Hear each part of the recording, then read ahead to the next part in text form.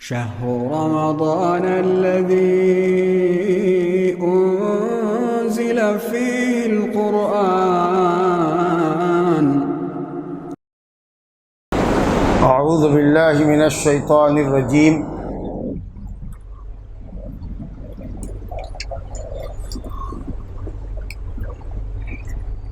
وَلَقَدْ آتَيْنَا دَاوُودَ وَسُلَيْمَانَ عِلْمًا وَقَالَ الْحَمْدُ لِلَّهِ الَّذِي فَضَّلَنَا عَلَى كَثِيرٍ مِّنْ عِبَادِهِ الْمُؤْمِنِينَ. وَوَرِثَ سُلَيْمَانُ دَاوُودَ وَقَالَ يَا أَيُّهَا النَّاسُ عُلِّمْنَا مَنطِقَ الطَّيْرِ وَأُوتِينَا مِنْ كُلِّ شَيْءٍ إِنَّ هَذَا لَهُوَ الْفَضْلُ الْمُبِينُ. وَحُشِرَ لِسُلَيْمَانَ جُنُودُهُ مِنَ الْجِنِّ وَالْإِنسِ وَالطَّيْرِ فَهُمْ يُوزَعُونَ حتى إذا أتوا على وادي النمل قالت نملة يا أيها النمل ادخلوا مساكنكم لا يحطمنكم سليمان وجنوده وهم لا يشعرون. فتبسم ضاحكا من قولها وقال رب أوزعني أن أشكر نعمتك التي أنعمت علي وعلى والدي وأن أعمل صالحا ترضاه وأدخلني برحمتك في عبادك الصالحين. یہ آیات جو آپ کے سامنے ابھی تلاوت کی گئی ہے یہ سورہ نمل کی آیات ہیں. سورہ النمل کی، میم کے سکون کے ساتھ النمل جمع ہے اور اس کا واحد آتا ہے نملہ. اس میں ذکر آیا ہے حتی اذا اتوا علی وادی النمل، اسی اعتبار سے سورت کا نام نمل رکھا گیا ہے. انشاءاللہ اور بھی اس کے علاوہ آیتیں پڑھی جائیں گی، اس مضمون کو مکمل کریں گے.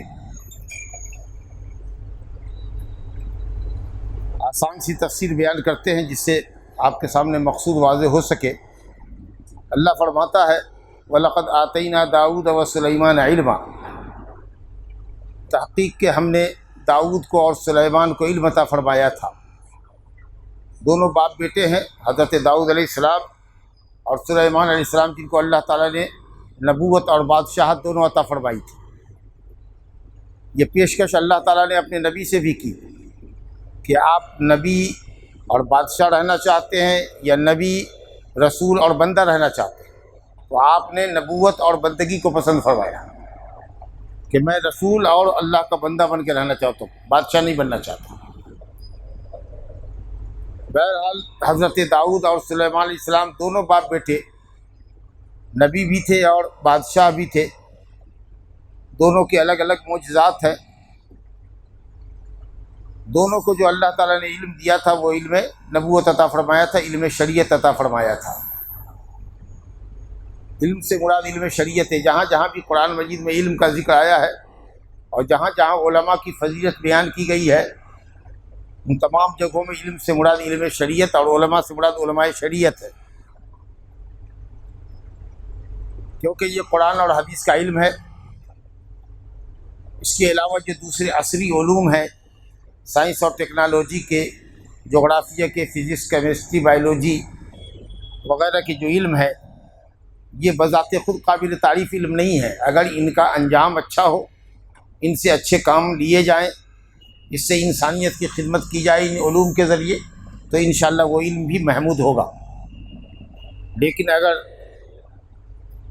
مہلک ہتھیار تیار کیے جائیں، ہائیڈروجن بم تیار کیا جائے، انسانیت کو تباہ کیا جائے، جو ان علوم کے نتیجے میں بنائے جاتے ہیں، تو ظاہر ہے کہ یہ فساد اور دمار ہے.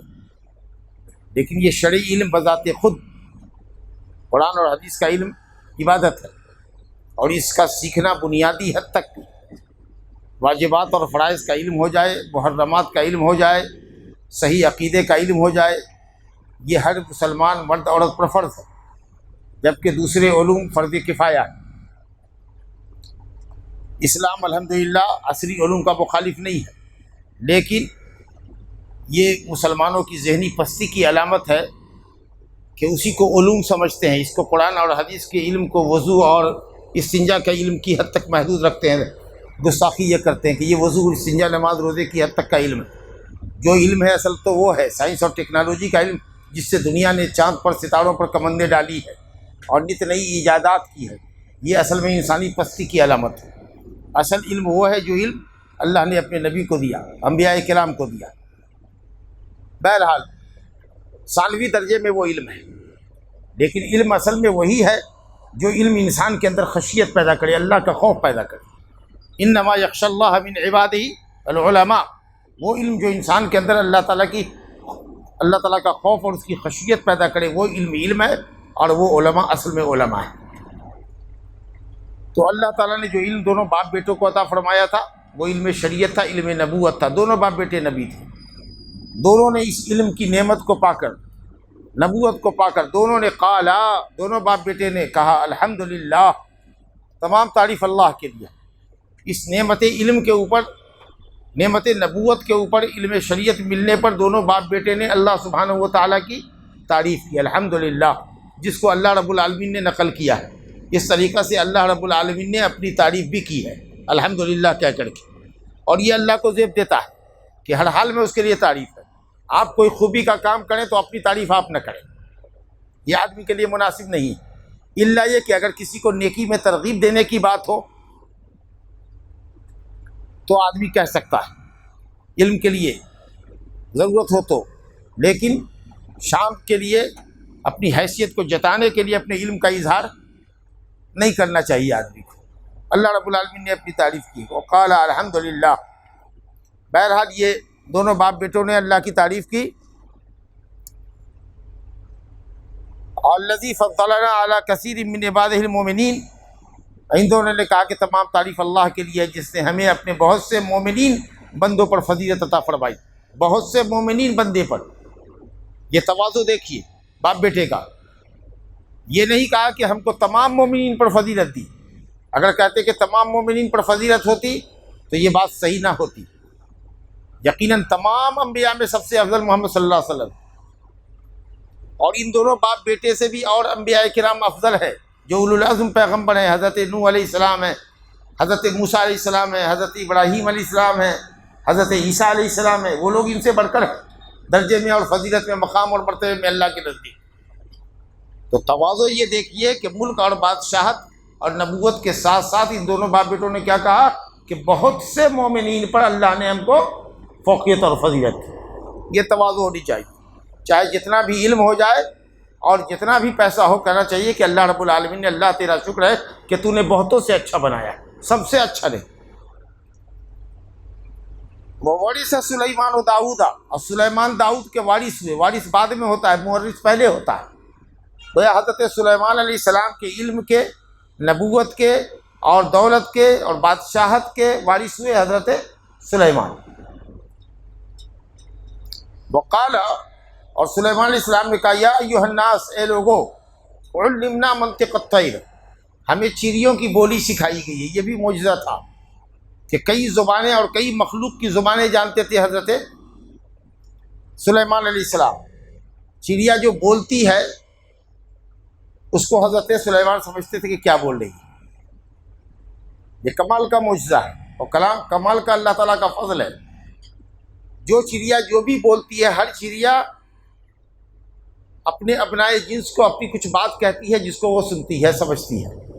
کوا اگر بولے تو کوا اس کی بولی سمجھتا ہے، مینا بولے تو مینا سمجھتا ہے، گوریا بولے تو گوریا سمجھتی ہے۔ جو پرندہ بولتا ہے وہ اس کا ہم جنس سنتا ہے۔ ہر پرندے کی بولی ہر پرندہ نہیں سنتا، اس میں بھی اقسام ہیں، انواع و اقسام ہیں۔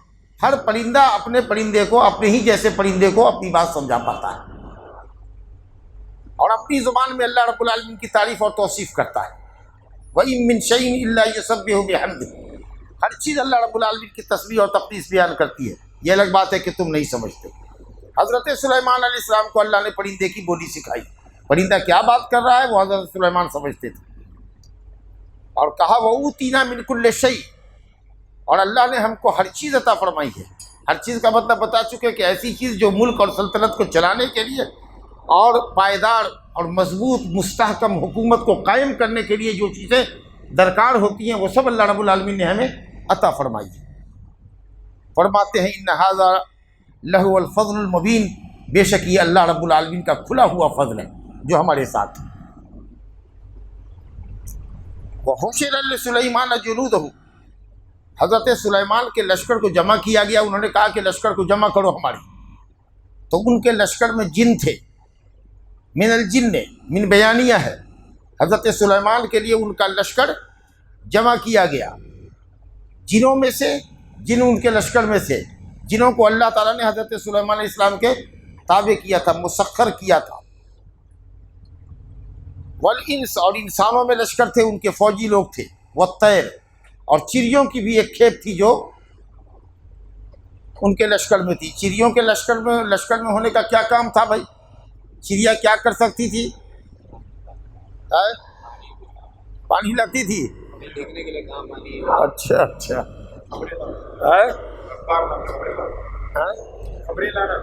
خبریں لانا، ایک پرندے نے یہ بات کی۔ چڑیوں کا گول تھا فوج کے اندر، تاکہ فوجیوں کو جب میدان میں، لڑائی کے میدان میں جب دھوپ لگے تو یہ سارے پرندے سر کے اوپر اپنے بازو پھیلا کر کے پورے میدان میں سایہ کرتے تھے۔ یہ لشکر تھا جو لوگوں کے سروں پر سایہ کرنے کے لیے تھا، پورا کا پورا لشکر ہوتا تھا ان کا۔ فہم یوزعون، وہ سب اکٹھا کیے گئے اور سب میں مانیٹر بنائے ہوئے تھے، ذمہ دار، کہ سب اپنے اپنے فوج کا کمانڈر ہوگا اور ترتیب دے گا فوج کو۔ انسانوں کا اپنا ایک لشکر ہے، جنوں کا بھی ہے، پرندوں کا بھی ہے، سب اکٹھے کیے گئے، سب روکے گئے اور کہا کہ سب صف لگاؤ، ایک دم انتہائی انتظام کے ساتھ، جیسے فوجی لگتے ہیں لائن میں ویسے سب کو لائن میں لگاؤ۔ حتیٰ اذا اتوا علی وادی النمل، جب یہ پورا لشکر حضرت سلیمان کا جمع کیا گیا اور سب کو لے کر کے چلے، جنوں کو، انسانوں کو، پرندوں کو لے کر کے جب چلے کسی محاذ پر، تو ان کا گزر ہوا ایک وادی سے جس کا نام تھا وادی نمل۔ ایک وادی کا نام تھا وادی نمل، شاید اس لیے نمل وادی پڑی ہوگی کہ اس میں چونٹیاں زیادہ رہی ہوں گی، سمجھا کہ نہیں؟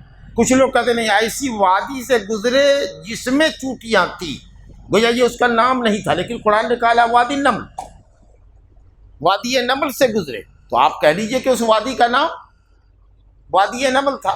ایسی ایک میدان سے گزرے، وادی کہتے ہیں جو پہاڑ کے دامن میں ہوتی ہے جگہ، ویلی جس کو کہتے ہیں، تو ایک ایسی ویلی سے گزرے جس میں چوٹیاں تھیں، نہیں، قرآن کے ظاہری لفظ سے سمجھ میں یہ آتا ہے کہ اس وادی کا نام ہی وادی نمل تھا۔ بہت اچھی بات۔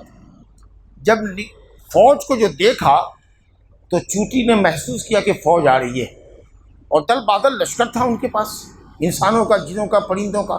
تو قالت نملۃ، ایک چوٹی نے کہا، اب اکثر مفسرین نے کہا کہ چوٹیوں کی سردار نے کہا، جو چوٹیوں میں بڑی چوٹی تھی اس نے کہا، ایسا قرآن نے نہیں کہا۔ قالت نملۃ، ایک چوٹی نے کہا، ضروری نہیں کہ سردار تو اپنے کام میں لگا رہتا ہے۔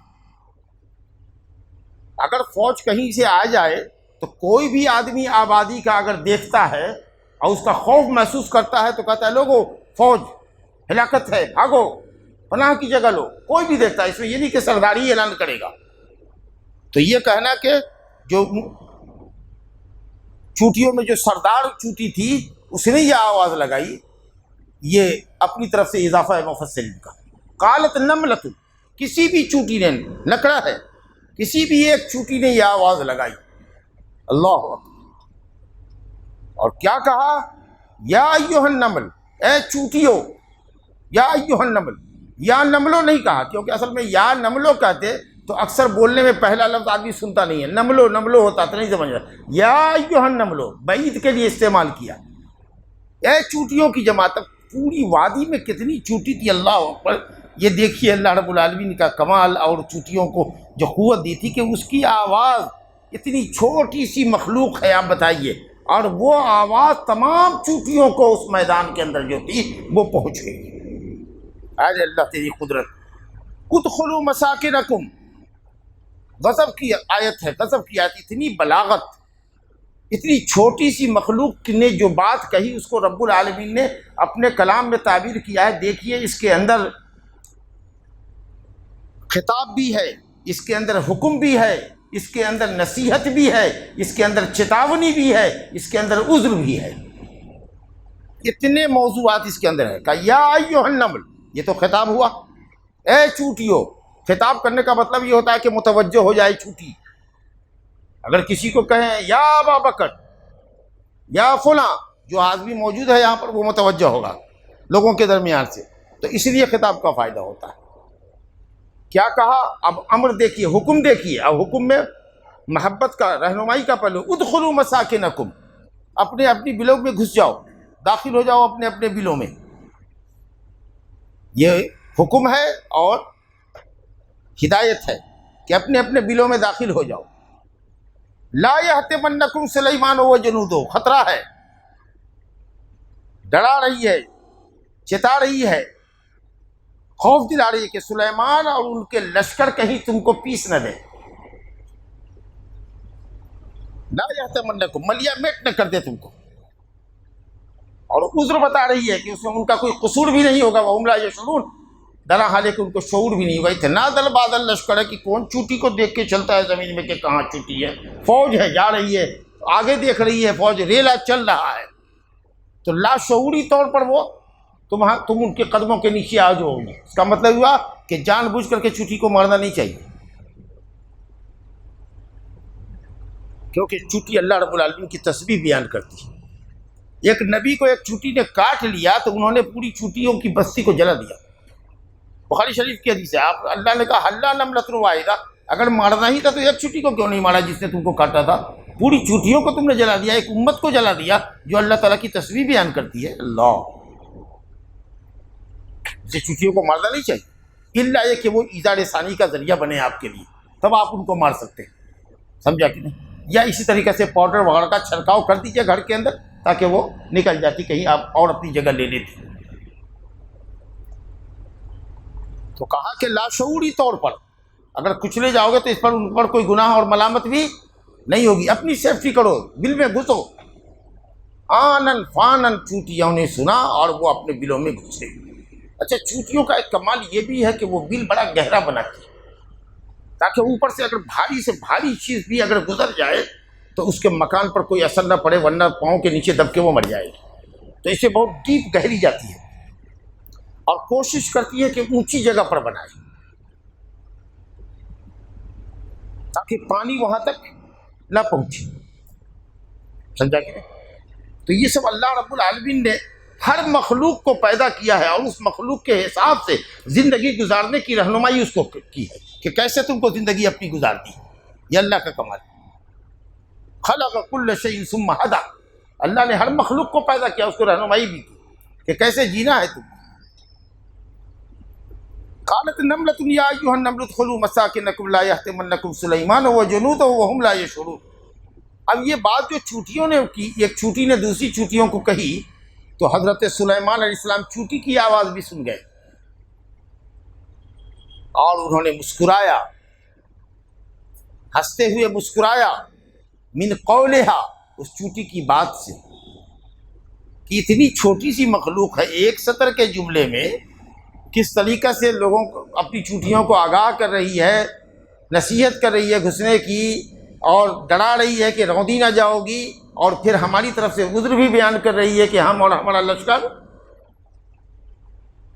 ملامت کے لائق نہیں ہوں گے کیونکہ ہم نے جان بوجھ کے نہیں ان کو روندا ہے۔ چوٹی کی آواز سے سن کر کے حضرت نے مسکرایا، تبسم فرمایا، اور بعد میں یہ تبسم ضحک میں بدل گیا۔ تبسم کہتے ہیں جس میں منہ کھلے، اور اکثر یہ صفت اچھے لوگوں کی ہوتی ہے، انبیاء کرام تبسم فرمایا کرتے تھے، اور جو لوگ بہت باوقار ہوتے ہیں وہ بھی صرف اچھی اچھی باتیں سن کر کے صرف تبسم فرماتے ہیں، اور اگر اس سے زیادہ ہو تو ضحک ہوتا ہے جس کے اندر آواز نکل جائے۔ اور اس سے بھی بڑھ کر کے جو اچھی بات نہیں ہے، جو وزادار آدمی کے لیے، معتبر آدمی کے لیے، باعزت آدمی کے لیے، باوقار آدمی کے لیے مناسب نہیں ہے، وہ تیسرا مرحلہ ہے قہقہہ لگانا، پورا حلق نکال کر کے ہاں ہاں ہاں ہاں کر کے بولنا۔ تو ہنسی کا 3 مرحلہ ہے، پہلا مرحلہ ہے تبسم، دوسرا مرحلہ ہے ضحک، اور تیسرا مرحلہ ہے قہقہہ۔ تو فتبسما یعنی شروع میں تو مسکرائے اور اس کے بعد اس کی بولی پر صرف مسکراہٹ نہیں رہی، تھوڑی سی آواز بھی ہنسنے کی نکل گئی اس کی آواز سے، اور اس پر انہوں نے رب تعالیٰ کا شکر ادا کیا۔ اب یہ چونٹیوں نے محسوس کیا، نملہ نے کہا یا ایھا النمل، اب انہوں نے دیکھا یا محسوس کیا۔ اب تو آپ لوگ زولوجی پڑھنے والے لوگ ہیں، آج کل سائنس کیا کہتی ہے، چونٹی کو آنکھ ہوتی ہے کیا؟ ہے کسی کو تحقیق؟ نہیں ہے تو کیجیے گا۔ دیکھا کیا انہوں نے لشکر کو، یا لشکر کی آمد کو محسوس کیا؟ کہنا مشکل ہے، جو بھی شکل ہو، دیکھا ہو یا محسوس کیا ہو۔ اصل میں چونٹیوں کے اندر قوت شامہ بھی بہت زبردست ہوتی ہے۔ چونٹیاں جب چلتی ہے نا تو ایک اسمیل چھوڑتی ہوئی چلی جاتی ہے، یا کچھ مادہ منہ سے ہو یا دبر سے ہو، آگے سے یا پیچھے سے نکالتی ہوئی جاتی ہے، جس کے نتیجے میں پوری چونٹی اسی رو کے اوپر چلتی چلتی چلی جاتی ہے، راستہ بھٹکتی نہیں، تو کوئی اسمیل وہ چھوڑتی ہوئی چلی جاتی ہے۔ ممکن ہے کہ ان کو ادراک ہوا ہو، احساس ہوا ہو، اس کے اوپر کہا ہوگا۔ اب اسرائیلی روایات ہے، سمجھا کہ نہیں، کہ 9 میل سے پہلے سے اس نے یہ محسوس کیا اور حضرت سلیمان نے مسکرایا۔ ان باتوں میں نہیں جائیں گے، ہم صرف قرآن کی روشنی میں گفتگو کرنا چاہتے ہیں، اسرائیلی واقعات نہیں۔ بہرحال جو بھی ہو، جب دیکھا انہوں نے تو رب تعالیٰ کی شکر گزاری کی، کہا رب اوزعنی ان اشکر نعمتک التی انعمت علی، اے اللہ میرے دل میں اپنی نعمت کی شکر گزاری کی توفیق عطا فرما، تو نے اتنی بڑی حکومت دی ہے اور اتنا بڑا لشکر دیا ہے، چونٹیاں بھی ہماری عظمت کو اور ہمارے لشکر کی حیثیت کو محسوس کر رہی ہیں اور اپنی جان پر خطرہ محسوس کر کے بلوں میں جا رہی ہیں۔ اتنی بڑی عظمت تو نے ہم کو دی ہے اور ہماری فوج کو، ہمیں اپنی نعمتوں کا شکر گزار بنا، جو تو نے نعمت ہم پر کی اور ہمارے باپ پر کی۔ اپنے اوپر جو نعمت کی ہے اس کی تو شکر گزاری ہم کریں ہی، ہمارے باپ دادا پر بھی جو اللہ نے نعمت کی ہے اس کی بھی شکر گزاری باپ دادا نے کی ہے کہ نہیں کی ہم نہیں جانتے ہیں، لیکن ہم کو بھی کرنی چاہیے، کیونکہ باپ دادا پر کسی کے بھی نعمت ہو وہ نعمت آپ ہی کی ہے۔ اگر آپ کے باپ کی کوئی تعریف کرے، آپ کے دادا کی کوئی تعریف کرے تو آپ کا سینہ خوشی سے پھول جاتا ہے۔ تو اگر اللہ تعالیٰ نے آپ کے باپ دادا پر نعمت کی ہے تو یہ در حقیقت آپ پر نعمت ہے، اس لیے آپ کو اس نعمت کا بھی شکریہ ادا کرنا چاہیے۔ وَأَنَا أَعْمَلَ صَالِحًا تَرْضَىٰ، یہ جو جملہ انہوں نے استعمال کیا ہے یہ شکریہ کا کون سا طریقہ ہے؟ زبان سے تعریف کی ہے اللہ کی، اور اس کے بعد کہیں وَأَدْخِلْنِي بِرَحْمَتِكَ، نیک عمل کروں، توفیق دے کہ نیک عمل کروں جس سے تو راضی ہو، اور اللہ تعالیٰ اسی عمل سے راضی ہوتا ہے جو اس کی رضا اور خوشنودی کے لیے کیا جائے اور اس کی شریعت کے مطابق کیا جائے اور اس سے تو راضی ہو۔ وَأَدْخِلْنِي بِرَحْمَتِكَ فِي عِبَادِكَ الصَّالِحِينَ، اور تو اپنی رحمت سے مجھ کو اپنے نیکوکار بندوں میں شامل کر لے۔ یاد ہوگا آپ کو کہ سورہ یوسف کے واقعے میں پڑھنے کے ساتھ ہم نے وہاں کہا تھا کہ حضرت یوسف نے بھی دعا کیا ہے توفنی مسلما والحقنی بالصالحین۔ یہاں حضرت سلیمان بھی کہہ رہے ہیں وادخلنی برحمتک فی عبادک الصالحین۔ حضرت ابراہیم خلیل اللہ علیہ السلام کے متعلق بھی کہا ہے کہ صاحب وہ اللہ تعالیٰ کے صالحین بندوں میں سے تھے۔ ان ابراہیم کان امۃ قانتا للہ حنیفا ولم یکن شاکرا لانعمہ اجتباہ وہداہ الی صراط مستقیم وآتیناہ فی الدنیا حسنۃ وانہ فی الآخرۃ لمن الصالحین۔ تو بتایا تھا کہ اگر کیٹیگری متعین کیجیے گا تو سب سے اونچی کیٹیگری ہے انبیاء کرام کی، اس کے بعد ہے صدیق کی، اس کے بعد ہے شہداء کی، اس کے بعد صالحین کی۔ لیکن اگر یہ ترتیب قائم نہ کیجیے اور صرف کہیے کہ اللہ مجھ کو صالحین میں بنا، جیسا کہ حضرات انبیاء نے دعا، تو مکمل صلاح اور پختگی اور ایمان اور تقوی ہم کو عطا فرما، تو انشاءاللہ تعالیٰ یہ نبوتی کے مقام کی طرف اشارہ کرنا ہے کہ سب سے مکمل صلاح اور تقوی اگر اختیار ہوتا ہے تو کس کو ہوتا ہے؟ انبیاء کرام کو ہوتا ہے۔ بہرحال یہ جو انہوں نے تعریف کی ہے تو ایک تعریف نعمت کے اوپر زبان سے اللہ تعالیٰ کی شکر گزاری، اور عمل کے ذریعے شکر گزاری، اور دل کے ذریعے کہ دل میں یہ احساس کرو کہ یہ نعمت اور یہ فضل اللہ سبحانہ و تعالیٰ کی طرف سے۔ نعمت کی پر جو شکر گزاری ہوتی ہے اس کی ادائیگی کے یہ 3 طریقے ہوتے ہیں۔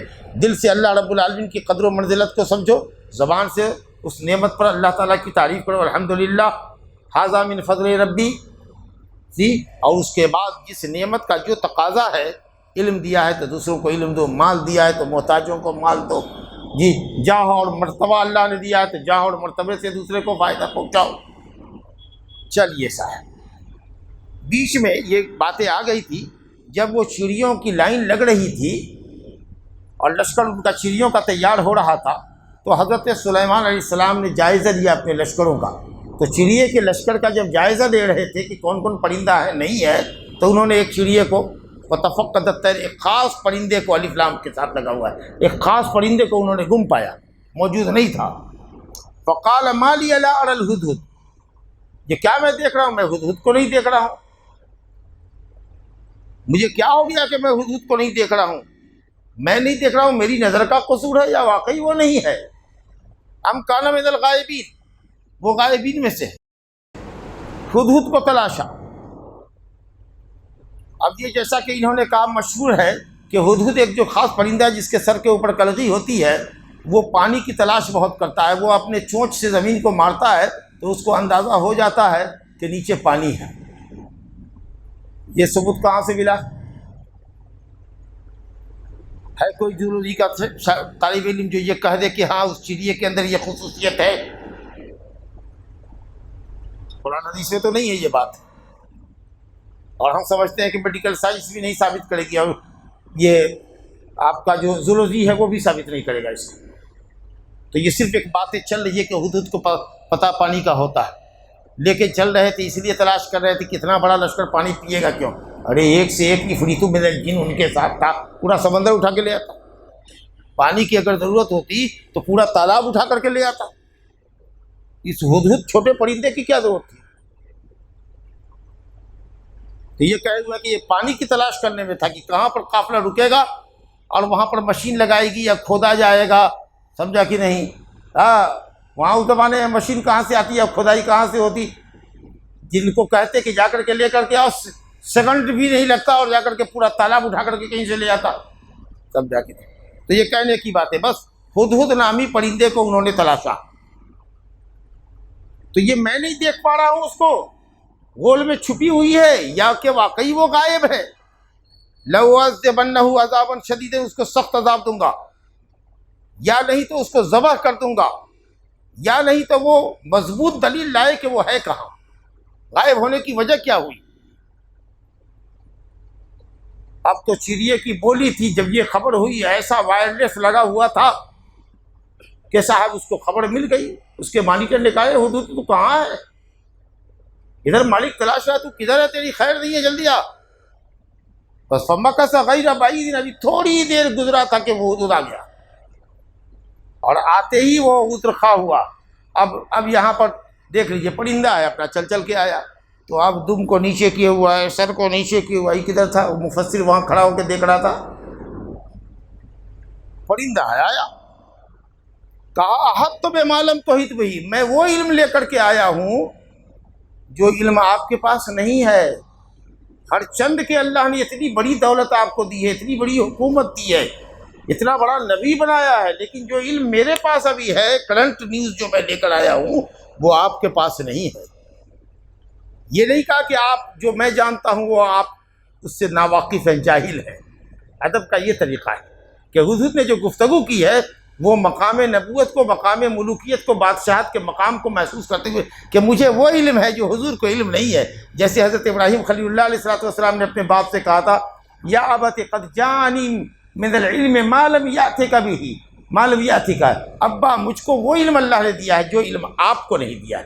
یہ نہیں کہا کہ آپ جاہل ہیں۔ اگر کسی کو کہیے میں وہ جانتا ہوں جو آپ نہیں جانتے ہیں تو اس کو گرا نہیں گزرے، کہے گا میں جانتا ہوں، تم جاہل ہے، کیا بولتا ہے؟ تو اس کو خراب نہیں ہے، مجھے کو جاہل بولتے۔ تو ادب یہ ہے کہ مجھے وہ علم ہے جو علم آپ کو نہیں ہے۔ وَجِئْتُكَ مِنْ سَبَإٍ بِنَبَإٍ یقین، قوم سبا یمن سے جو یہاں سے ہزاروں میل دور ہے، میں وہاں سے بالکل یقینی خبر لے کے آیا ہوں۔ بسبا، نبا، سبا سے لے کر نبا آئی ہوں، اور وہ یقین ہے، تاکید کر رہی ہے۔ وہ ہدہد اپنے اس خبر کی تاکید کر رہا ہے تاکہ ان کو ہماری گفتگو پر یقین ہو جائے، یقینی خبر لے کر کے میں آیا ہوں۔ کیا ہے بھائی؟ اب یہ پوری تقریر کر رہا ہے، کیا زبردست ہدہد کی تقریر ہے وہ اس کی ہے، جو اللہ رب العالمین نے جو اپنی بات زبان سے اپنے چڑیے کی زبان میں بول رہا ہے، حضرت سلیمان سمجھ رہے ہیں، اللہ رب العالمین نے اس کی ترجمانی کی ہے، کہا انی وجدت امرأۃ تملکہم، میں نے سبا میں پایا ہے، قوم سبا کو جو یمن میں ہے، کہ اس کی ملکہ ایک عورت ہے، اس کی ملکہ ایک عورت ہے، وَأُوتِيَتْ مِنْ كُلِّ شَيْءٍ، اس کی بھی حکومت بہت لمبی چوڑی ہے، اس کے پاس بھی ملک چلانے کے لیے ہر طرح کا ساز و سامان موجود ہے، وَلَهَا عَرْشٌ عَظِيمٌ، اور اس کا ایک بہت بڑا عرش ہے، سنگھاسن ہے جس پر وہ بیٹھتی ہے۔ اب کہے 80 ہاتھ لمبا، 40 ہاتھ چوڑا، 30 ہاتھ کھڑا، لگے سیڑھیاں لگا کر چڑھا کرتی رہی ہوگی، بہت بڑا ہے، رہا ہوگا بہت بڑا، سونے چاندی کے پائے رہے ہوں گے، اس کے اوپر ہیرے جواہرات جڑے رہے ہوں گے، بظاہر ہے کہ بادشاہ عورت ہے تو اس کا سنگھاسن تو ہوگا ہی، اچھا، لیکن ایک بڑا عرش ہے اس کا، لیکن میں نے اس کو اور اس کی قوم کو پایا ہے کہ وہ سورج کو سجدہ کرتی ہے، وہ عورت مشرکہ ہے، سورج کی پرستش کرتی ہے، اس کا مطلب ہے کہ سورج کی پرستش بہت پہلے سے ہے نا، حضرت سلیمان علیہ السلام کے زمانے میں یہ ملکہ سبا سورج کی پوجا کر رہی ہے، آج بھی سورج کی پوجا ہو رہی ہے نا، ہاں، آپ کو بتانے کی تو ضرورت نہیں ہے، یہ اللہ کو چھوڑ کر سورج کو پوج رہے ہیں، وَزَيَّنَ لَهُمُ الشَّيْطَانُ أَعْمَالَهُمْ، اور شیطان نے شرکیہ اعمال کو ان کے لیے مزین کر دیا ہے، یہ گناہ کو مزین کر دینا، خوبصورت بنا کر پیش کرنے کا کام کون کرتا ہے؟ شیطان کرتا ہے، لیکن کہیں کہیں پر اللہ نے کہا زَيَّنَّا لَهُمْ أَعْمَالَهُمْ، ہم نے ان کے لیے اعمال کو مزین کر دیا ہے، تو تقدیر کے اعتبار سے کہ اللہ تعالیٰ نے اس کی تقدیر میں لکھا ہے، لیکن مزین کرتا کون ہے ایکچولی؟ عملی طور پر گمراہ کون کرتا ہے؟ شیطان یا اس کا نفس امارہ۔ تو شیطان نے غیر اللہ پرستی کو، سورج پرستی کو ان کے لیے مزین کر دیا ہے، فَصَدَّهُمْ عَنِ السَّبِيلِ فَهُمْ لَا يَهْتَدُونَ، اور شیطان نے سورج کی پوجا کو اتنا مزین کر دیا ان کے لیے کہ اللہ تعالیٰ تیرے صحیح راستے سے، السبیل الف لام کے ساتھ ہے، تیرا جو صحیح راستہ ہے، توحید کا راستہ جو ایک راستہ ہے، اور شرک کی راہیں تو نہ جانے کتنی راہیں،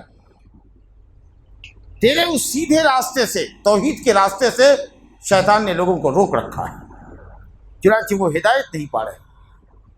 اللہ یسجدوا للہ، ان لوگوں کو کیا ہو گیا ہے، کیسے بیوقوف لوگ ہیں کہ اللہ کو سجدہ نہیں کرتے؟ یہ حدود کہہ رہا ہے، ان کے اوپر کمنٹ کر رہا ہے، یہ کیوں اللہ کو سجدہ نہیں کرتے؟ اس اللہ کو، اب یہ دیکھو وہ صفت ہے جو دنیا کے کسی بھی معبود کے اندر نہیں پائی جا سکتی، اور یہی دلیل ہے کہ دنیا کے سارے معبودان اللہ کے علاوہ باطل ہیں، کہا اس اللہ کو سجدہ یہ کیوں نہیں کرتے جو الذی یخرج الخبا فی السماوات والارض، جو آسمان سے پوشیدہ چیز کو ظاہر کرتا ہے اور زمین سے پوشیدہ چیز کو ظاہر کرتا ہے۔ آسمان سے پوشیدہ چیز ہمارے لیے کیا ظاہر ہوتی ہے؟ بارش، اور زمین سے پوشیدہ چیز وہ دانہ جو کسان جوتتا ہے زمین کو اور اس کے اندر ڈال کر کے مٹی برابر کر دیتا ہے، مٹی کے اندر دانہ چلا جاتا ہے، وہ چھپے ہوئے دانے کو پودے کی شکل دینے والا اور بدلیوں سے پانی برسانے والا کون ہے؟ اللہ ہے۔ دنیا کے کسی معبود میں یہ طاقت؟ وَيَعْلَمُ مَا تُخْفُونَ وَمَا تُعْلِنُونَ، اور جو تم چھپاتے ہو اور جو تم ظاہر کرتے ہو سب کو اللہ جانتا ہے۔ ارے اللہ تو وہ ہے، اللہ لا الہ الا ہو، جس کے سوا کوئی بھی معبود حقیقی نہیں ہے۔ یخرج الخبا، یہ توحید ربوبیت ہے کہ جو آسمان سے بارش برساتا ہے، زمین سے پودے نکالتا ہے، لا الہ الا ہو۔ توحید الوہیت ہے، توحید عبادت ہے، رب العرش العظیم، اور عرش عظیم کا رب ہے العرش العظیم۔ العرش العظیم بولے تو وہی جو آپ کے دماغ میں ہے، رب العالمین کا عرش جو اللہ کی سب سے بڑی مخلوق ہے، اور پوری کائنات اس گنبد کے نیچے، اس عرش عظیم کا مالک ہے۔ لیکن یاد رکھیے جو توحید ربوبیت ہوتی ہے نا، توحید ربوبیت تستلزم توحید الاسماء والصفات۔ رب وہی ہوتا ہے جو عالم ہو، جو علیم ہو، جو حکیم ہو، جو قدیر ہو، جو ہر چیز پر قادر ہو، وہی جو چاہتا ہے کرتا ہے۔ فعال لما یرید جو ہوتا ہے وہی ہوتا ہے جس کے اندر خوبیاں ہوں۔ جب اتنی تقریر حدود نے کر لیا تو حضرت سلیمان علیہ السلام تروی کر رہے ہیں، تروی، تثبت۔ اتنی بات بیان کرنے کے بعد ہم سمجھتے کہ بالکل ٹھیک کہہ رہا ہے یہ پرندہ، لیکن جلدی مت کرو۔ کوئی بھی آدمی کتنا بھی اچھا آدمی آ کے کوئی خبر کرے، اس خبر کی تصدیق کرو، تحقیق کرو، یہ اچھی بات ہے، جلدی میں کوئی فیصلہ نہ کرو۔ حضرت عمر فاروق رضی اللہ عنہ کے پاس ابو موسیٰ اشعری آ رہے، 3 مرتبہ سلام استئذان کیا، چلے گئے، حدیث بھی سنائی۔ حضرت ابو موسیٰ صحابی ہیں، بھلا حضرت عمر کو ان کی بات پر یقین کیسے نہ ہوتا، لیکن تثبت اور تحقیق کے لیے کہا اور بھی گواہی پیش کرنی پڑے گی کہ تمہارے علاوہ کوئی اور بھی اس حدیث کو جانتا ہے کہ نہیں جانتا ہے۔ سمجھا؟ وہ حدیث ایک دم عام تھی۔ انصاریوں کے درمیان مسجد میں دوڑتے ہوئے، بھاگتے ہوئے، ہانپتے کانپتے ابو موسیٰ آئے اور کہا کہ ایسی ایسی بات ہے ورنہ ہماری پٹائی ہوگی۔ تو انصاریوں نے کہا کہ ہمارے میں جو سب سے چھوٹے عمر کا لڑکا ہے اس کو بھی یہ حدیث معلوم ہے، یہی گواہی دے گا تمہاری۔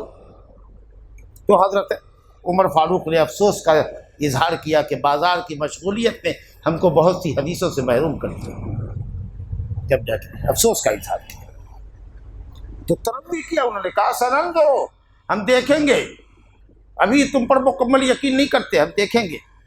اصدقت، کہ تو نے سچ کہا ہے، تو سچ بول رہا ہے، ام کنت من الکاذبین، یا تو جھوٹوں میں سے۔ کیا کمال ہے قرآن مجید کا، اور کیا اسلوب ہے۔ اگر کہتے تو سچ بول رہا ہے کہ تو نے جھوٹ کہا ہے تو ڈائریکٹ ہٹ لگتی، تو سچ بولنا تو اچھی بات ہے، تو اسی کہا اصدقت، ہم دیکھیں گے کہ تو نے سچ کہا یا یہ کہ تو جھوٹوں میں سے کوئی ایک جھوٹا ہے۔ سیدھے نہیں کہا کہ تم نے جھوٹ کہا، انداز دیکھیے۔ تو کہا ام انت من الکاذبین، یا کہیں تم جھوٹوں میں سے، اس کی ہم تحقیق کریں گے۔ کہا ٹھیک ہے، ٹیسٹ لے لیجئے۔ کائزب بکتابی ھذا، میرا یہ خط۔ اسی درمیان میں حضرت سلیمان نے خط لکھا اور اس خط کو مہر بند کیا اور دیا، کہا اس خط کو میرے لے جا، وہیں جا اڑ کر کے، جا کر کے اس ملکہ سبا کو دیا جہاں کی تو خبر لے کر آیا ہے۔ اذهب بکتابی ھذا فالقہ الیہم، ان کے درمیان ڈال دینا۔ جی، ان کے درمیان اپنی گفتگو کر رہی ہے، اپنے عرش پہ بیٹھی ہوئی ہے، اپنے سنگھاسن پر بیٹھی ہوئی ہے، اور اس کے بڑے بڑے درباری وزراء منسٹران سب رائے مشورہ کر رہے ہیں۔ ایک پرندہ آیا اور اڑتا ہوا بیچ کے اندر اس نے خط کو ڈراپ کر دیا، خط گرا دیا، اور کہا کہ وہاں ٹھہر کے مت رہنا ورنہ تمہیں پکڑ لیں گے، آنے نہیں دیں گے، تم کو جا کے پھر خبر بھی لے کے آ رہا ہے، اسے تو گراتا ہوا وہاں سے نکل جائے گا آگے، اور کہیں کسی خاص جگہ پر جا کر کے چھپ کے سنے گا، دیکھے گا کہ یہ لوگ اس خط کو پڑھنے کے بعد آپس میں رائے مشورہ کیا کر رہے ہیں، اب وہ خبر لے کر کے آ۔ اللہ، فَأَلْقِ إِلَيْهِمْ ثُمَّ تَوَلَّ عَنْهُمْ، وہاں سے سیدھے بھاگ جانا آگے، وہاں پر رکنا نہیں، تاکہ سمجھے نہیں کہ بھیجا ہوا پرندہ ہے پکڑ لے اس کو، سمجھا کہ نہیں؟ اور دیکھو کہ وہ لوگ کیا جواب دیتے ہیں میرے خط کا۔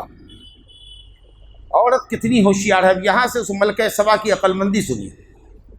قالت، اس عورت نے کہا جو ملکہ تھی، یا ایھا الملا، اے اشراف قوم، اے شرفاء قوم، اے گورنرو، اے وزیرو، اے منسٹرو، سنو، انی القی الیہ کتاب کریم، میرے پاس ایک بہت ہی باعزت خط ڈالا گیا ہے۔ یہ باعزت خط کیوں تھا؟ باعزت خط اس لیے تھا کہ کاغذ اچھا تھا کیا، یا چمڑا اچھا تھا، تحریر اچھی تھی، لفاف بند تھا، اس کے اوپر موم کی مہر لگی ہوئی تھی۔ علماء نے کہا یہ سب باتیں تھیں، لیکن اصل جو بات ہے وہ بات کم ہی لوگوں نے کہا کہ وہ خط اس لیے برگزیدہ ہے اور اچھا ہے کہ اس کا مضمون بھی بڑا اچھا تھا۔ اتنا مختصر خط اور ساری بات حضرت سلیمان کہہ گئے ہو، یہ اصل میں کمال ہے۔ اور عربی زبان جاننے والی عورت تھی، اس خط کی جامعیت سمجھ رہی تھی، تو ظاہری باہری جو چیز رہی ہوگی وہ تو اپنی جگہ، اور اس خط محفوظ طریقے سے لفاف بند اور اس کے اوپر سیل مہر لگی ہوئی، وہ سب اپنی جگہ پر، لیکن مضمون بھی بڑا نرالا تھا۔ کتاب کریم، کریم ہر چیز میں جو اچھی سے اچھی چیز ہوتی ہے نا اس کو کریم کہتے ہیں، یعنی اس سے بڑھیا خط آج تک، میں نے اس عورت نے کہا کہ اس سے اچھا خط آج تک دیکھا ہی نہیں ہے۔ کہا انہ من سلیمان، یہ خط سلیمان کی طرف سے، وانہ بسم اللہ الرحمن الرحیم، انہوں نے شروعات کیا بسم اللہ الرحمن الرحیم سے۔ تو کیا انہ من سلیمان خط میں لکھا تھا؟ جیسے لکھتے تھے نا نبی صلی اللہ علیہ وسلم خط لکھتے تھے کہ من محمد عبد اللہ و رسولہ الی ہرقل عظیم الروم، تو کیا اسی طرح سے تھا کہ انہ من سلیمان بن داؤد الی بلقیس یا الی ملکۃ سبا، ایسا کچھ تھا؟ اگر کہتے ہیں کہ ایسا تھا اگر، تو پھر بسم اللہ الرحمن الرحیم کو پہلے آنا چاہیے تھا، یا من سلیمانہ کے بعد بسم اللہ الرحمن نہیں آنا چاہیے تھا؟ بسم اللہ کہاں ہوتا ہے؟ شروع میں ہوتا ہے۔ اس کا مطلب یہ ہوا کہ خط میں کہیں دائیں بائیں نیچے انڈیکیٹ رہا ہوگا کہ یہ خط کہاں سے چلا ہے، لیکن خط کا جو مضمون شروع ہو رہا تھا وہ بسم اللہ الرحمن الرحیم سے تھا۔ اس نے دیکھ کر کے سمجھا، یا لفاف کے اوپر ممکن ہے کہ اندر میں نام سینڈر کا نہ رہا ہو، لفاف کے اوپر سینڈر کا نام رہا ہو، دیکھ لیا ہوگا۔ اور سلیمان علیہ السلام کو جانتی تھی، سمجھا کہ وہ ملک شام کے بادشاہ ہیں، تو اس لیے لوگوں سے کہا کہ یہ خط سلیمان کا ہے لیکن میں پڑھتی ہوں اس کو۔ بسم اللہ الرحمن الرحیم، اللہ تعلوا علی واتونی مسلمین، بس ہم سے بڑھنے کی کوشش، ہمارے مقابلے میں سر اٹھانے کی کوشش مت کرو، اور تم سب کے سب مسلمان ہو کر آ جاؤ، اسلام لے آؤ۔ سب کے سب کا مطلب کیا ہے؟ پورا یمن آ جاتا ہے ان کے یہاں اٹھ کر کے، مندوبین، چنندہ لوگ، ملکہ آ جائے، وزراء آ جائیں، گورنران آ جائیں، اور ہر قبیلے کا سردار آ جائے جو اپنے قبیلے کی طرف سے اسلام قبول کر لے، معاملہ ختم ہے۔ اور مسلمان ہو اور ہمارے سامنے سر اٹھانے کی اور ہم سے بلند ہونے کی کوشش مت کرنا، بس اتنا ہی مختصر۔ بسم اللہ الرحمن الرحیم، اللہ تعلوا علیہ، مجھ پر اٹھنے کی، مجھ سے بڑھنے کی جسارت مت کرو، اور سب کے سب مسلمان ہو کے آ جاؤ۔ قالت یا ایھا الملا، کہا کہ اے سردارو، افتونی فی امری، اس معاملے میں فتویٰ دو، مشورہ دو، رائے دو، کیا کرنا چاہیے؟ ارے بادشاہ تم ہو، جو فیصلہ کرنا ہے تم کرو، لیکن اگر کسی طرح کا کوئی فیصلہ اکیلے لیتی ہے وہ عورت، اور ملک کو نقصان ہوتا ہے، فوج کو نقصان ہوتا ہے، اور ملک کی سالمیت کو خطرہ ہوتا ہے، تو کل سارے گورنران مل کر کے اس کو تختے سے بے دخل کریں گے اور کہیں گے کہ ملکہ سلامت آپ کی وجہ سے ہوا تھا۔ لیکن جب اس مشورے میں سارے وزراء شریک رہیں گے تو نفع اور نقصان کا جو بھی ہوگا معاملہ وہ سب کے سر جائے گا، کوئی کسی کو الزام نہیں دے گا تمہارے کہنے پر ایسا کیا تھا، تمہارے کہنے پر ایسا کیا تھا، تمہارے کہنے پر ایسا کیا تھا۔ دیکھیے کتنی ہوشیار ہے۔ کہا تم سب مشورہ دو اس خط میں اب کیا کرنا چاہیے۔ ما کنت قاطعۃ امر، میں کوئی حتمی فیصلہ نہیں لے پا رہی ہوں، یہاں تک کہ تم لوگ گواہی دو، اسٹیٹمنٹ دو کہ کیا کرنا چاہیے۔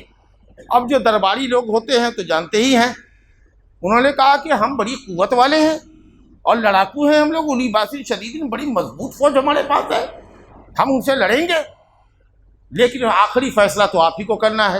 والامر الیک، مشورہ اگر بڑا آدمی مانگے تو دے دیجئے کہ یہ میرا مشورہ ہے، لیکن اس کو یہ کہیے کہ فائنل تو آپ ہی کو کرنا ہے حضور، تاکہ وہ بھی خوش ہو جائے، یہ نہ سمجھے کہ یہ اپنے مشورے سے ہمارے اوپر چڑھنا چاہتا ہے۔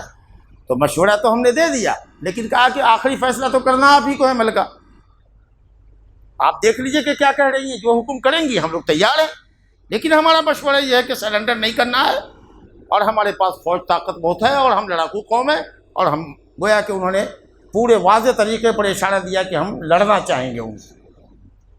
کہا خاتون کی عقل مندی دیکھیے، اس نے تو شروعاتی دور دیکھا اپنے بادشاہ کو، لیکن لڑائی کا انجام کیا ہوتا ہے؟ ہاں آؤ تو آؤ، ظاہر ہے کہ دونوں طرف سے بمباری ہوگی تو کدھر نقصان کم، کدھر کسی طرف زیادہ تو ہوگا، تباہی بربادی تو ہوگی کہ نہیں ہوگی۔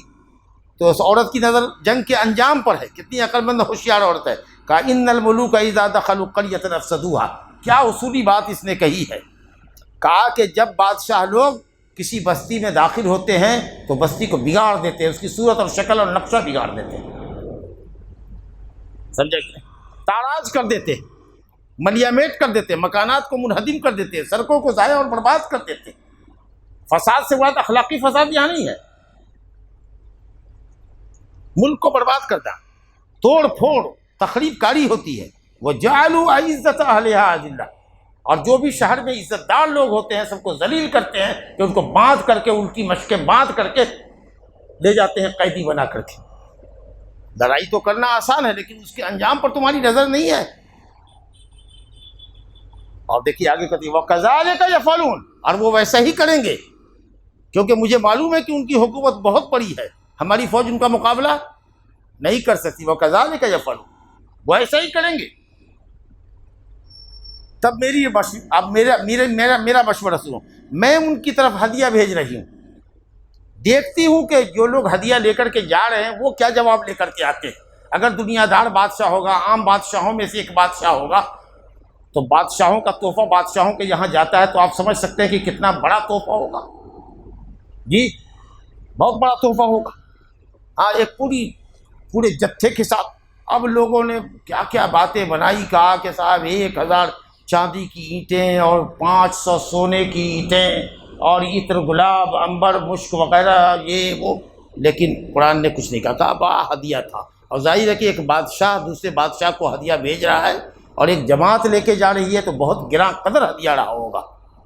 تو دیکھتے ہیں کہ یہ آدمی کیا کرتا ہے، اگر ہدیہ قبول کر لیتا ہے تو ہم سمجھیں گے دنیا دار آدمی ہے، چلو اب بات بن گئی۔ اور اس کی جو وارننگ ہے ہمارے ساتھ کہ آؤ مسلمان ہو کر کے اور ہم سے بڑھنے کی کوشش نہ کرو، یہ آگ ٹھنڈی پڑ جائے گی، ہدیہ کو پائے گا تو ہمارے لیے سافٹ کارنر اس کے دل میں پیدا ہو جائے گا، اور نہیں تو پھر دیکھیں۔ خلاصہ اللہ تعالیٰ کہتا ہے کہ یہ سب ہدیہ لے کر کے وہاں پہنچے۔ جب سلیمان علیہ السلام کے پاس آنے والا آیا، ایک جماعت گئی تھی لیکن نمائندگی کر رہا تھا اس میں کا کون، ایک جو قافلے کا جو نمائندہ رہا ہوگا وہ آگے بڑھا، سمجھا کہ نہیں، اور سلیمان علیہ السلام سے کہا کہ حضور یہ بلکہ سبا نے آپ کے لیے ہدیہ اور تحفہ بھیجا ہے آپ لوگوں کے لیے۔ حضرت سلیمان اتنا دیکھتے ہی جو ان کا پاڑا چڑھا ہے، کہا تمتوننی بمال، استفہام انکار کے لیے، تم ہم کو مال دکھاتے ہو اور مال کے ذریعے ہماری مدد کرنا چاہتے ہو، اللہ نے جو مال ہم کو دیا ہے وہ تم سے بہت بہتر ہے، تم سوچ بھی نہیں سکتے کہ کتنی بڑی دولت ہم کو دیا ہے۔ ہم کسی کے ہدیے سے خوش نہیں ہوتے، بل انتم بہدیتکم تفرحون، تم لوگ ہدیہ پا کر خوش ہوتے ہو۔ اگر کوئی تم کو ہدیہ دے تو تم کو لگتا ہے کہ بہت اس نے عزت کی، ہمارے نزدیک ان ہدیوں کی کوئی حیثیت نہیں۔ ارجع الیہم، جہاں سے آئے ہو ایک دم بیرون واپس جاؤ، اور ان کو کہہ دو گے کہ ہم ایک ایسا لشکر تیار کر کے لے کے آ رہے ہیں کہ جس لشکر کو انہوں نے کبھی دیکھا بھی نہ ہوگا اور ان سے لڑنے کی تو وہ سوچ بھی نہیں سکتے، اور ان کو ذلیل و رسوا کر کے وہاں سے نکالیں گے اور اس ملک پر اپنی حکومت کا جھنڈا گاڑیں گے۔ یہ اتنا جو سخت انداز ہے، معلوم ہوا کہ دشمن خاندان کا جب آدمی آوے اور ہدیہ گویا کہ رشوت کے طور پر پیش کیا جا رہا ہو تو نبی صاحب بھی آپے سے باہر ہو رہے ہیں، دشمن کے سامنے تیور دکھانے کی ضرورت ہے۔ ارے یہ آپ لوگ ہدیہ لے کر آئے ہیں، بیٹی بیٹی بھی چائے ناشتہ کھڑا ہو، ان کو ہدیہ لے کر کے آئے، کہا نہیں مال دکھاتے ہو ہم کو، تم تصور بھی نہیں کر سکتے جو اللہ نے ہم کو دیا ہے، لے جاؤ واپس اس کو۔ اللہ، چلیے صاحب وہ وہاں گیا، جب دیکھ لیا تو اس عورت کو سمجھ میں بات آ گئی، دیکھا ہدیہ واپس کر دیا، وہ دنیا دار بادشاہ نہیں ہے، سمجھا ہم کو چلنا چاہیے اس کے پاس ملنے کے لیے، واپس چلنا چاہیے اس کو۔ دیکھیں اب اس درمیان میں جب بات ختم ہو گئی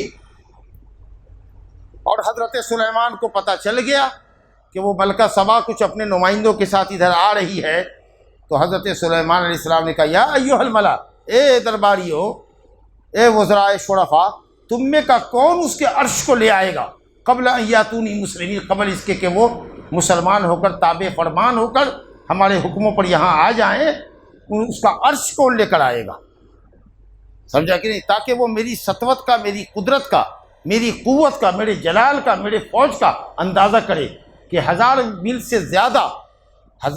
سے زیادہ دور سے ہم اس کے سنگھاسن کو اپنے یہاں اس کے آنے سے پہلے منگوا سکتے۔ تو قال عفریت من الجن، ایک جن کے سرکش قوی طاقتور جنات نے کہا انا آتیک بہ قبل ان تقوم من مقامک، جس مقام پر آپ بیٹھے ہوئے ہیں فیصلہ فرما رہے ہیں، یہاں سے اٹھنے سے پہلے، اب کتنی دیر کی مجلس ہو سکتی ہے ہم نہیں کہہ سکتے ہیں، لیکن یہ کہاوت ہے کہ بس آپ مسجد سے نکلیں اٹھیں یہاں سے، اس سے پہلے آ جاتا ہے، یعنی شارٹ ٹائم میں، شارٹیسٹ ٹائم میں نکل کے ہم آ جاتے ہیں، سمجھا کہ نہیں۔ اور یہ بھی کہہ رہا ہے کہ وَإِنِّي عَلَيْهِ لَقَوِيٌّ أَمِينٌ، میں بڑا طاقتور ہوں، میں اس کو لے کے آؤں گا اور امانت دار بھی ہوں، اس میں جو ہیرا جواہر لگا ہوا ہوگا، سونا چاندی، اس کو توڑ کے جیب میں رکھوں گا نہیں، اپنی قوم کے لیے، اپنے لوگوں کے لیے، اپنے بال بچوں کے لیے رکھوں گا بھی نہیں، جیسے ہوگی اس کی امانت ویسے ہی امانت آپ کے پاس لا کر کے رکھ دے گی، بس تھوڑی دیر دیجیے جب تک آپ یہاں سے اٹھے نہیں، اس درمیان میں آ جاتا ہے۔ معلوم یہ ہوا کہ کام کرنے والے کے لیے یہ دو شرط بڑی زبردست ہے، طاقتور ہو اور امانت دار، اور یہی صفت ہے جس کا ذکر کیا تھا صاحب مدین کی بیٹی نے حضرت موسیٰ کے متعلق، یا ابت استاجر ہو، ابا اس کو مزدور رکھ لیجیے اپنے یہاں، ان خیر من استاجرت القوی الامین، سب سے اچھا جو نوکر کسی کا اگر ہو سکتا ہے تو وہی جو طاقتور ہو اور امانت دار، اور یہ صفت دونوں اس کے اندر موجود ہے۔ بڑا طاقتور بھی ہے، پانی پلایا بکریوں کو، سمجھا کہ نہیں؟ جو بکری کے چرواہے سب سے دمنگئی کر رہے تھے، چرنے نہیں رہتے، ای بیچاری شریف زادیاں تھیں، دونوں کنارے تھی، تو بعض مفسرین نے لکھا ہے کہ کوئی اور کہا کہ کہیں اور کوئی ہے کنواں، تو کہا ہے مگر 10 آدمی اس پر پڑی ہوئی اس کو اٹھاتا ہے۔ ارے یہ سب کہاں جاتے ہو؟ کاٹو جی، ہٹو ہٹو ہٹو، تم لوگوں کو شرم نہیں آتی ہے؟ 2 لڑکیاں کھڑی ہیں پیچھے بکریاں لے کر کے، تم لوگ آگے کر رہے مستی مار رہے، ہٹو ہٹو، ان کی بکریاں پلا دو، چلو ہٹو۔ دھوسایا حضرت موسیٰ نے، سب کو ہٹایا، ٹھیلا، جا کر کے بکریوں کو پانی پلایا، کہا جاؤ جاؤ تم لوگ جاؤ، ہاں آپ مزے سے تم لوگ پلاؤ، آرام سے پلاؤ۔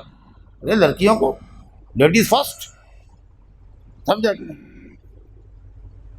تو دیکھا کہ صاحب سب کو ہٹا کر کے، اور جو سب سورما بنا رہتا تھا، بکری کا چرواہا سب گنڈا موالی جو بنا رہتا تھا، دیکھا کہ اس آدمی کے سامنے کچھ اس کی سٹی پٹی نہیں ہے، گم ہو گئی، کہا بڑا طاقتور آدمی تھا، بغیر ڈرے بھیرے اس نے ہماری بکریوں کو پانی پلا دیا، اور بہت امانت دار آدمی ہے۔ جو گئی تھی وہاں سے بلانے کے لیے گھر میں، تو جھانک کر کے بار بار دیکھنے کی بھی عادت نہ تھی، کہا تم لوگ آگے چلو، ہم تمہارے پیچھے پیچھے چلتے رہیں گے۔ لا الہ الا اللہ۔ تو کہا اس عفریت من الجن، بڑے طاقتور جن نے، کہ میں بڑا قوی اور امین ہوں۔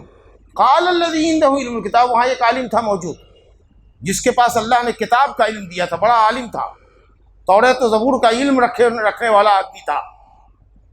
اس نے کہا کہ حضور، قبل اس کے کہ آپ کی آنکھ جھپکے، آپ جدھر دیکھ رہے ہیں، پلک جھپکنے سے پہلے وہ سنگھاسن، اس عورت کا عرش یہاں موجود پائیے گا۔ اللہ، یہ کہ تو لائے گا، دیر لگائے گا کچھ، سمجھے کہ نہیں؟ میں تو آپ کو بس، آپ پلک جھپک رہی ادھر دیکھ رہے ہیں، ایسے آپ دیکھیے، رکھا ہوا ہے۔ بہت عالم تھا، عالم، کتاب کا علم تھا، اللہ تعالیٰ کو اسماء حسنیٰ کے ذریعے پکارتا تھا، اور تجربہ کیے ہوا تھا، بڑی بڑی دعائیں اللہ تعالیٰ نے اس کی قبول کی تھی۔ اس نے کہا اللہ اس وقت میں امتحان میں ہوں۔ اللہ رب العالمین نے فرشتوں کو حکم دیا، فرشتے جنوں سے زیادہ طاقتور ہیں، سارے جنات کو حضرت جبریل چاہیں تو اپنی پڑ میں رکھ کر کے دبوچ دیں، ختم کر دیں، سمجھا؟ بس اللہ رب العالمین نے فرشتے کو حکم دیا، جا میرے بندے کی کرامت دکھا۔ بس جیسے ہی حضرت سلیمان نے پلک جھپکی اور دیکھا، تو یہ نہیں کہ لایا جا رہا ہے، آلریڈی پہلے سے موجود ہے۔ اللہ، قال الذی عندہ علم من الکتاب، جس کے پاس کتاب کا علم تھا، عالم آدمی تھا، کانا عتیق بہ قبل ان یرتد، آپ کی پلک جھپکی نہیں اور وہ آج چیز آپ کے پاس ہوگی۔ فلما رآہ مستقر عنده، اللہ اکبر، یہ جو دیکھا کہ ہمارے یہاں ایسے ایسے بھی لوگ ہیں، ایسے ایسے علماء اور فضلاء ہیں، ایسے ایسے پہنچے ہوئے پیر لوگ ہیں جی، تو کہا ھذا من فضل ربی، یہ میرے رب کا فضل ہے، جو میرا خاص رب ہے اس کی فضیلت دیکھیے کہ میرے درمیان کیسے کیسے لوگ اللہ نے پیدا کیے، وہ مجھے آزمانا چاہتا ہے، لیبلونی، اتنے انعامات کر کے کہ میں اس کی نعمتوں کا شکر گزار بنتا ہوں یا ناشکری کرتا ہوں۔ اور یاد رکھو، جو اللہ کا شکر گزار ہوتا ہے وہ اپنا بھلا کرتا ہے، اور اگر کوئی اللہ کی نعمتوں کا انکار کر دے، ناشکری کر دے، تو اللہ رب العالمین غنی کریم ہے، سب سے بے نیاز ہے، اور اس کے باوجود بھی ان ناشکروں کو اللہ تعالیٰ اپنی کرم فرمائی سے دیتا ہی رہتا ہے، اتنا حلیم و بردبار۔ اے جناب، جب وہ آ گیا عرش، اور ملکہ بھی آنے والی ہے، خبر مل رہی ہے ایلچی آ رہا کہ وہ آ رہی ہے، تو انہوں نے کہا نکروا لہا عرشہا، تھوڑا اس کے عرش کو بدل دو، تھوڑی سی تبدیلی کر دو اس میں، یہ پائے ہیں نا مثال کے طور پر، کیا تبدیلی ہو سکتی ہے؟ تھوڑا سا چھوٹا کر دو، یہ 3 اونچی کرسی ہے نا، یہاں سے اس کو اور 3 انچی ڈاؤن کر دو، نیچے سے کاٹ کر کے، نہیں سمجھے؟ یہ وائٹ ہے نا، اس کو تھوڑا سا لال کر دو، ٹھیک ہے؟ یہاں کچھ اور کلر ہے، اس کو کلر کو بدل دو، ہم اس کی ذہانت کا امتحان لینا چاہتے ہیں، سمجھا کہ نہیں؟ ایک تو دیکھے گی عرش تو ہی حیران ہوگی، لیکن اس کی ذہانت کا امتحان لینے کے لیے، اور یہ سب حضرت سلیمان علیہ السلام کر رہے ہیں۔ کہا نکروا لہا عرشہا، کسی کو حکم نہیں کیا۔ کبھی کبھی ایسا ہوتا ہے، بڑا آدمی بھی کسی کو اگر حکم دینا، نہیں میں نہیں کرتا، ارے بعد میں جوتا کھائے گا لیکن کہے گا نہیں کرے گا، تو بادشاہ کی بادشاہت ہچکولے کھاتی ہے، اس لیے بڑے لوگ کسی کا نام نہیں لیتے ہیں۔ آئے مجلس میں کہا پانی، اب 100 آدمی دوڑے گا پانی کے لیے، سمجھ میں آیا؟ ہاں MB اگر آ جائے لوگوں کے درمیان میں، کہیں چلے جائیں، کہا قہوہ، تو دیکھیے گا کہ 20 آدمی 20 منسٹر دوڑے گا تو طرف قہوہ قہوہ قہوہ۔ اسی لیے بڑے لوگ کسی کا نام نہیں لیتے ہیں، فلانا چاہے پانی رکھو، نکروا لہا عرشا، کوئی بھی، اب ہر کوئی تیار، تو اسے کسی کو نامزد نہیں کہا اس کے ذرا سا عرش کو بدلو، تو تھوڑا سا اس کا لک چینج کرو، مگر تھوڑا ہی کرنا، دیکھتا ہوں کہ وہ ہدایت پاتی ہے کہ یہ اسی کا عرش ہے یا ان لوگوں میں سے ہوتی ہے جو ہدایت نہیں پاتی۔ جب وہ عورت آئی تو حضرت سلیمان علیہ السلام نے کہا یا کسی نے کہا قیلا، کہا گیا اس عورت کو، واضح نہیں ہے، کہا ہاکذا عرشو، کہ کیا آپ کا سنگھاسن، آپ جس تختے پر بیٹھتی ہیں، فیصلہ کرتی ہیں، منسٹروں سے بات کرتی ہیں، کیا وہ ایسے ہی ہے کیا؟ ہاکذا، ایسے ہی ہے کیا؟ کتنی ہوشیار ہے، کہتی ہے کانہو، لگتا ہے کہ ویسے ہی ہے، یہ نہیں کہا کہ وہی ہے، اگر کہتی کہ وہی ہے تو جھوٹ ہوتا کیونکہ آپ نے چینجنگ کر دی، اب کہتی کہ نہیں ہے تو بھی غلط ہو جاتا کیونکہ تھا وہی، تھوڑی سی چینجنگ تھی، تو جیسا سوال کیا ویسے ہی جواب دیا، کہا کہ آپ کا عرش ایسے ہی ہے، کہا لگتا ہے ویسے ہی ہے، اگر آپ کو لگتا ہے کہ ایسے ہی ہے تو ہم کو بھی لگتا ہے کہ ویسے ہی ہے، آپ سمجھ آ رہے ہیں؟ اللہ وَأُوتِينَا الْعِلْمَ مِنْ قَبْلِهَا وَكُنَّا مُسْلِمِينَ وَأُوتِينَا الْعِلْمَ، حضرت سلیمان کا یہ قول ہے کہ اللہ تعالیٰ نے اس عورت کے آنے سے پہلے ہم کو یہ علم دی، عطا کر دیا تھا، اور ہم تو پہلے سے اللہ تعالیٰ کے تابعدار ہیں۔ وہ عورت مسلمان نہیں تھی، جن مفسرین نے کہا کہ وہ کننا مسلمین، یہ عورت کی گفتگو ہے، یہ نہیں ہے۔ وَأُوتِينَا الْعِلْمَ مِنْ قَبْلِهَا، اس عورت سے پہلے ہم کو اللہ تعالیٰ نے علم دیا، وہ کننا مسلمین، حضرت سلیمان علیہ السلام کا جملہ ہے۔ وَصَدَّهَا مَا كَانَتْ تَعْبُدُ مِن دُونِ اللَّهِ، اب یہ ایک سوال کا جواب ہے کہ جب اتنی کلیور تھی، اتنی بریلینٹ عورت تھی، تو آج تک اس کو سمجھ میں نہیں آیا کہ سورج کو کیوں پوجا کر رہی ہے، صبح شام اس پر جل ڈال رہی ہے، اس کو پوج رہی ہے، اتنی عقل مند ہے۔ اگر کوئی یہ پوچھے تو اللہ نے اس کا جواب دیا کہ اصل میں بات یہ ہے کہ پیدا ہوئی پلی بڑھی کہاں؟ سورج کے پجاریوں کے درمیان، تو جس ماحول میں پلی اس ماحول کا انسان کے اوپر بڑا اثر پڑتا ہے۔ ہر شخص فطرت اسلام پر، فطرت توحید پر پیدا ہوتا ہے، لیکن اس کے ماں باپ، اس کا پڑوس، اس کا خانوادہ، اس کے معاشرے کے لوگ اس کو یہودی، عیسائی، مجوسی بنا دیتے ہیں نا حدیث، فَأَبَوَاهُ يُهَوِّدَانِهِ وَيُنَصِّرَانِهِ وَيُمَجِّسَانِهِ، تو اس لیے ماحول کی پروردہ تھی اور پھر حکومت کے کام میں لگ گئی، اس موضوع پر کبھی سوچنے کا اس کو موقع ہی نہیں ملا، بجا کہ پرمپرا ہے، پرمپرا جی بہت زمانے سے ایسا ہوتا ہوا آ رہا ہے، ہمارے باپ دادا ایسا کرتے ہوئے آ رہے ہیں، تو اس ماحول کی، جس ماحول کی پروردہ تھی نا، اس لیے وہ ماحول نے گویا کہ اس کو یہ سوچنے کی کبھی فرصت نہیں دی، دیکھا کہ ہر کوئی جھال بجانے والا ہی ہے، ہر کوئی سورج کو ہی نمن کر رہا ہے، پوجا کر رہا ہے، تو اس نے بھی کبھی نہیں سوچا کہ کیا بلا ہے، اسی کا جواب اللہ تعالیٰ دے رہا ہے، وَصَدَّهَا مَا كَانَتْ تَعْبُدُ مِن دُونِ اللَّهِ، جس چیز نے اس کو روکا اللہ کے علاوہ کی پوجا کرنے سے کہ وہ اوائڈ کرے، وہ بات صرف یہ تھی کہ انہا کانت من قوم کافرین، وہ کافروں قوم میں سے تھی، انہی کے درمیان پلی بڑھی تھی، اس لیے کبھی نہیں ہوا۔ اب آخری ایک آیت ہے قیل لها ادخل الصرح، اب حضرت سلیمان نے کہا یا درباریوں نے کہا کہ اب تو یہ گفتگو باہر ہو رہی ہے، لاؤن میں ہو رہی ہے، ذرا چلا جائے محل کے اندر، سمجھا کہ نہیں؟ اب یہاں بھی اس کی ہوشیاری کو حضرت سلیمان نہ پڑے ہیں، کہا کہ چلیں محل کے اندر، الصرح کہتے ہیں بڑی اونچی بلڈنگ کو، بہت اونچی بلڈنگ، محل، تو چلیے، ہمت والی ہے۔ جب اس نے دیکھا تو پتھر کے اوپر شیشہ ایسا ڈالا گیا تھا جس میں لگتا تھا کہ پانی نیچے سے ریگ رہا ہے، چل رہا ہے، اور پانی کی لہریں موج مار رہی ہیں اس کے اوپر۔ اب یا تو نیچے سے، سمندر کے نیچے سے اس طرح کا شیشہ نکالا ہوگا عفریت من الجن، یا ممکن ہے کہ اس طرح کا بنوایا گیا ہوگا کہ دیکھنے سے اتنا صاف شفاف ہو اور لگے کہ پانی کی لہریں اس کے اوپر آ رہی ہیں، جا رہی ہیں، ایک لہر کے بعد ایک لہر، ایک لہر کے بعد ایک لہر، جیسے سمندر کے کنارے ہوتا ہے نا، ویسے لہریں اس شیشے کے اوپر چل رہی ہیں۔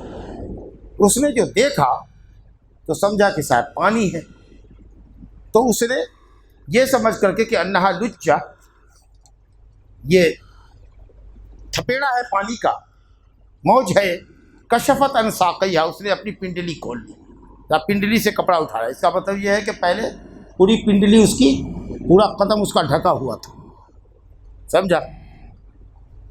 تو اگر کہتی کہ نہیں جاتی پانی ہے تو ڈرپوک سمجھی جاتی، ملکہ ہے نا، ارے یہ تو پانی ہے کیسے جاتی؟ کہا چلیے داخل ہوئیے، ہاں چلیے، سمجھا کہ نہیں؟ اور یہ سمجھ کر کے پنڈلی کھولا، زیادہ کپڑا نہیں اٹھایا، صرف پنڈلی کھولا۔ کہا محل ہے ان کا تو ظاہر ہے کہ اسے سمندر کی گہرائی تھوڑے ہوگی، پانی بھی اگر ڈالا ہوگا، نہیں سمجھا، تو تھوڑا پانی ہوگا، گھٹنے تک ہوگا، اور کیا ہوگا۔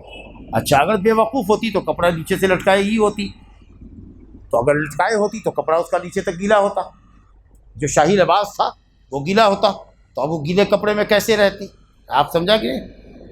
تو بزدل بھی نہیں تھی کہ وہ اس محل میں رہ جائے، پانی سے گھبرا جائے، اور کپڑا نیچے تک رکھنے والی بھی نہیں تھی کہ وہ گیلا نہ ہو، سمجھا کہ نہیں؟ تو جیسے ہی انہوں نے اٹھایا تھا کپڑا، حضرت سلیمان علیہ الصلوۃ والسلام نے کہا قال انہ سرح ممرد من قواریر، یہ جو محل ہے اس کے اوپر چڑھا دیا گیا ہے شیشہ، یہ جو چمکتا ہوا پانی آپ کو دکھ رہا ہے وہ پانی ہے نہیں، یہ شیشہ ہے، کتنا صاف شفاف ہے، اور لہریں مارتا ہوا ایسا دکھا رہا ہے کہ اس کے اوپر پانی کی لہریں آ رہی ہے۔ جب اس نے دیکھا کہ اللہ پر کیسا محل ہے اور کتنی بڑی طاقت ان کے پاس ہے اور کتنی بڑی عزت ہے، اسی نے اسی وقت اقرار کیا رب انی ظلمت نفسی، اے اللہ میں نے شرک کر کے اور تجھ کو چھوڑ کر سورج کی پوجا کر کے میں نے اپنے نفس پر بہت بڑا ظلم کیا، واسلمت مع سلیمان، اور سلیمان کے ساتھ یعنی سلیمان کی موجودگی میں اس اللہ کو قبول کرتی ہوں اور اس اللہ کے لیے سرنڈر کرتی ہوں جو تمام جہانوں کا رب ہے۔ تو اگر کوئی کہے کہ بھائی میں مسلمان ہو گیا ہوں اور اشہد ان لا الہ الا اللہ و اشہد ان رسول اللہ کا کلمہ بھی نہیں پڑھا تو وہ مسلمان ہی سمجھا جائے گا، بعد میں اس کو کلمہ سکھا دینا۔